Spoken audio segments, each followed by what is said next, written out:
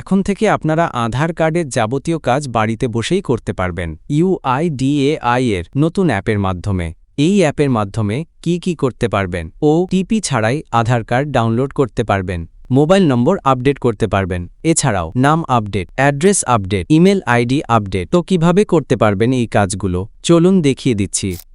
Google play স্টোরে এসে search করবেন আধার, তারপর এই অ্যাপটিকে ডাউনলোড করে নেবেন, তারপর অ্যাপটিকে ওপেন করবেন, তারপর পারমিশনগুলো অ্যালাউ করে দিবেন, তারপর ডিসকভার কি ফিচার্স অপশনে ক্লিক করবেন, তারপর নেক্সট করবেন, তারপর এন্টার আধার নাম্বার অপশনটিতে ক্লিক করবেন, তারপর I am ready with my Aadhaar অপশনে ক্লিক করবেন, তারপর এখানে আপনার আধার নাম্বারটি দিবেন, তারপর কন্টিনিউ অপশনে ক্লিক করবেন, তারপর এই চেকবক্সে টিক করবেন, তারপর প্রসিড ক্লিক করবেন, তারপর এখান থেকে আপনার সিম কার্ড সিলেক্ট করে নেবেন, তারপর সেন্ড SMS অপশনে ক্লিক করবেন, তারপর আপনার নাম্বার ভেরিফাই হবে, তারপর কন্টিনিউ টু ফেস অথেন্টিকেশন অপশনে ক্লিক করবেন, তারপর ইনিশিয়েট ফেস অথেন্টিকেশন অপশনে ক্লিক করবেন, তারপর আপনার ফেস ক্যামেরার সামনে নিয়ে এসো, চোখটা বন্ধ করে ছাড়বেন, আপনার ফেস স্ক্যান হয়ে যাবে, তারপরে প্রসিডে ক্লিক করবেন, তারপর 6 অঙ্কের পিন সেট করতে হবে, আপনার মন খুশি 6 নম্বরের দিন বেছে নেবেন, 3টি 2 বার দিতে হবে কনফার্ম করার জন্য।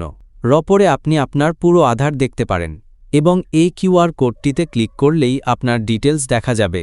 এবার আধার কার্ড ডাউনলোড করার জন্য শেয়ার আইডি অপশানে ক্লিক করতে হবে, তারপর এখানে ডাউনলোড আধার অপশান পাবেন, ডাউনলোড আধার অপশানে ক্লিক করে দিতে হবে, ক্লিক করলেই আপনার আধার ডাউনলোড হয়ে যাবে।